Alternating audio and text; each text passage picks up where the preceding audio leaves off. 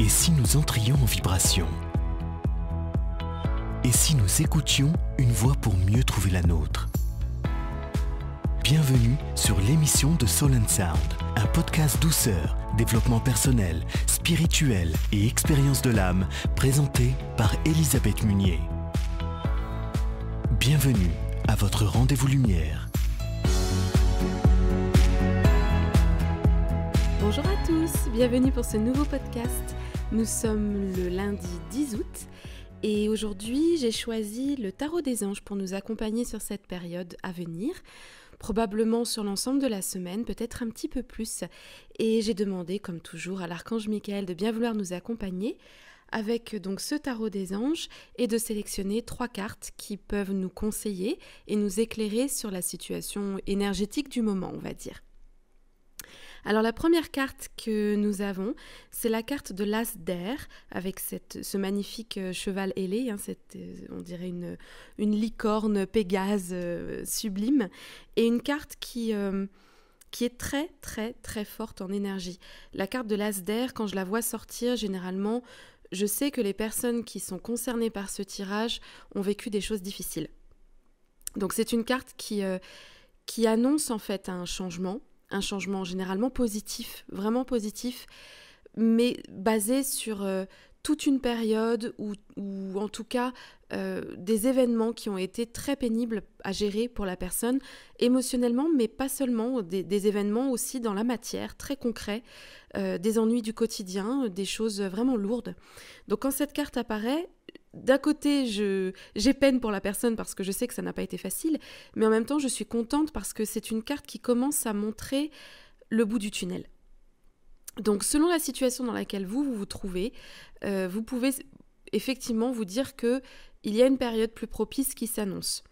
Ça n'est en rien lié aux vacances par exemple, ça n'a rien à voir. Là on n'est vraiment pas sur les énergies légères de type prenez un petit peu de repos, ça va vous faire du bien, pas du tout. On est vraiment sur une sortie d'ornière, on est sur un bout du tunnel, on est sur des solutions créatives qui apparaissent quand on en a le plus besoin.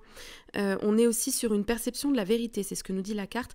D'un seul coup on voit clair, on comprend les enjeux d'une situation, on sait ce qu'on a à faire et ce qu'on ne doit pas faire, on sait à qui on a affaire aussi. Donc c'est une carte qui éclaire, qui a en fait un espèce d'éclair de génie qui vous montre une lumière brillante et qui vous dit c'est bon, la solution à ce que tu traverses, elle est là.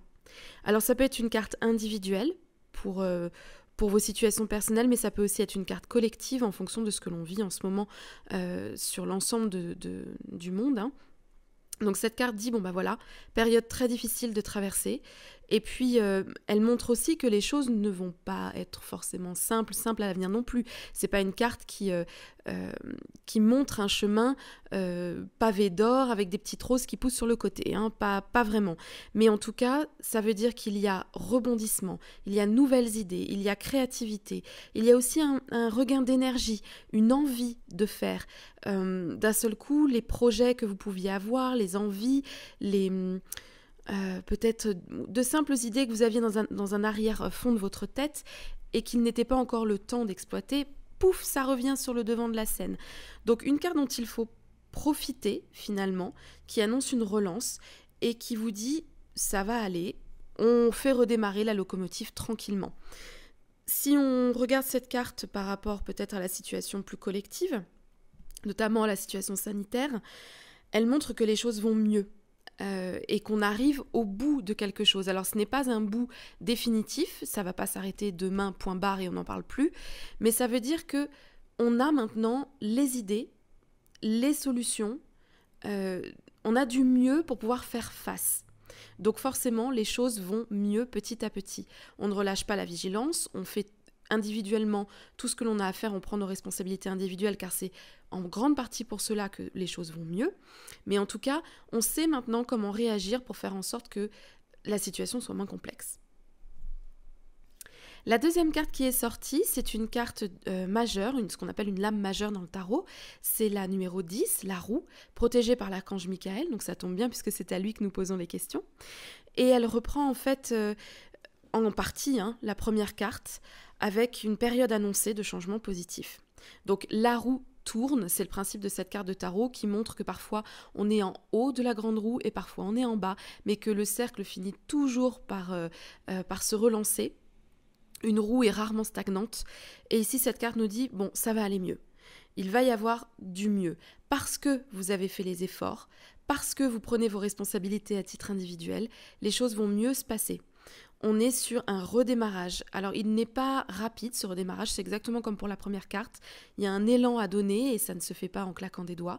Mais c'est vraiment une carte qui vous dit, on est sur la bonne voie. À nouveau, une sorte de sortie du tunnel. Il y a aussi une question de chance.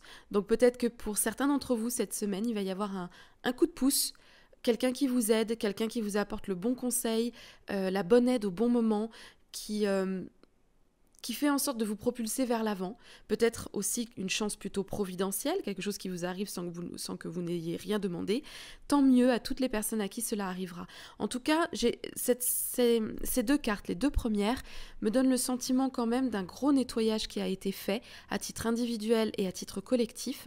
Alors j'imagine que la pleine lune qui a eu lieu la semaine dernière n'y est pas pour rien. Généralement, derrière chaque pleine lune, il y a un renouveau. Et puis il y a aussi le portail du 8 août, qui est un portail énergétique extrêmement fort, avec cette énergie du lion qui est très très intense aux alentours du 8 août, donc avec cette énergie qui propulse, cette énergie d'action, cette énergie d'envie, et qui donne cette lumière au bout du tunnel.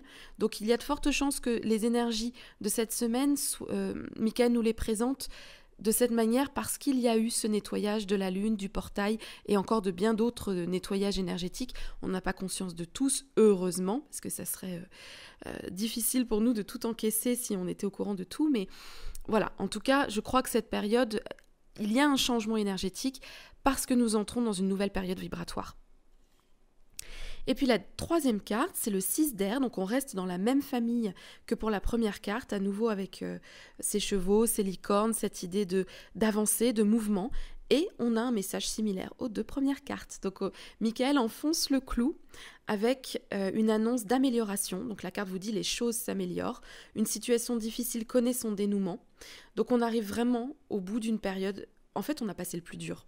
Je crois que c'est ça que Michael veut nous dire. Donc on reste vigilant. Comme je vous le disais tout à l'heure, on continue d'assumer nos responsabilités individuelles et collectives. Tous les changements qui ont été entraînés par cette période difficile de début 2020, eh bien, ces changements, il faut continuer de les mettre en place. Toutes les idées créatives que tout le monde a eues pour arriver à passer au-dessus de cette période de crise, il faut continuer de les développer parce que nous ne sommes pas encore sortis du compliqué, et comme le disait Michael ces dernières semaines, quand il vous invitait à être patient en vous disant les choses iront mieux mais plus tard, donc j'ai l'impression qu'on commence à rentrer dedans, heureusement, il vous disait donc de rester patient, mais il vous disait aussi de ne pas prendre de décisions hâtives dans vos projets, vos envies ou des grands changements de vie, parce qu'on ne sait pas encore comment les choses vont se développer dans les mois qui viennent. Et bien là, Michael nous dit ça se passera mieux, mais ce n'est pas non plus je sens quand même comme un poids. Voilà, je le sens.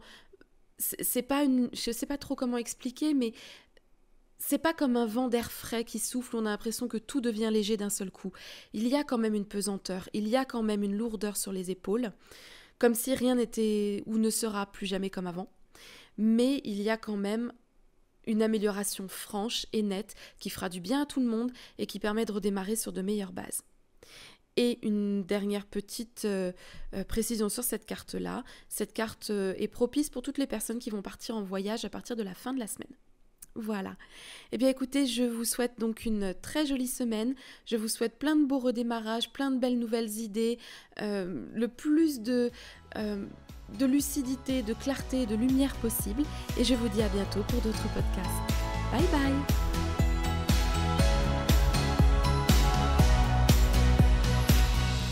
Retrouvez tous vos podcasts sur la chaîne Soul & Sound et l'actualité d'Elisabeth sur son site ou sa page Facebook.